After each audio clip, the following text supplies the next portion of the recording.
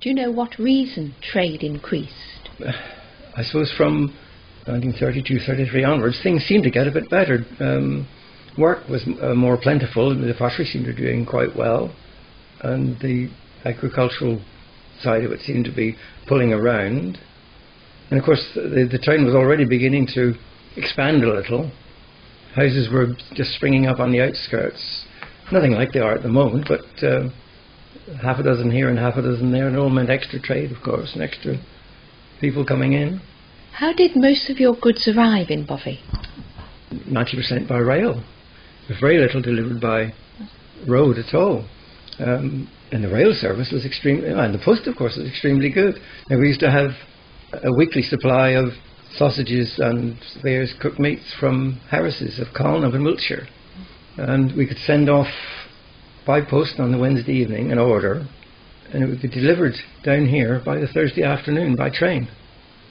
Did you have to fetch things from the station? If you wanted them quickly, but there was a delivery. There was a horse and wagon used to deliver all over the town, right to the outskirts. And he used to start with the first goods train in the morning, and then he'd keep going all day. More or less everything arrived by rail.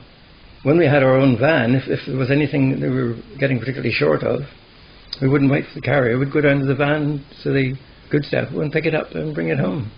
Normally everything was delivered. The only things that we did occasionally have delivered by van were things like Robertson's jams, things like that. And they had their own particular vans. Of course, they were small in those days compared to. We had quite a bit delivered from local wholesalers, one in Exeter and one at Newton. Gibbons at Newton were our main wholesaler, and they used to run a weekly delivery service. They used to send their traveller around. He'd come once a week and take your order, whatever you wanted, tell you whether they got it in stock or not, and then a couple of days later they would deliver from Newton by van. Everything else, I suppose everything really in Bovey came by rail. Yeah. It was the main source of delivery. There was no other way. Nowadays in a grocer's shop you have a tremendous range of foods from overseas. Did you have anything apart from spices and currants of that when you were working in the grocery shop? Not before the war, no. It was more or less standard English produce. When you had the fruit from Spain, oranges and that sort of thing, bananas, but as regards exotic food, there was, apart from at Christmas time when you had stem ginger and things like that, but the normal trade was purely and solely English produce.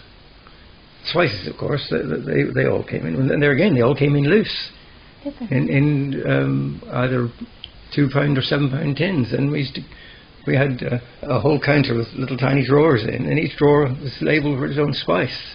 And there again, they had to be weighed up and packed as people wanted them. Those we didn't weigh up and keep weighed up. They were left in the drawers and just weighed up as we wanted them.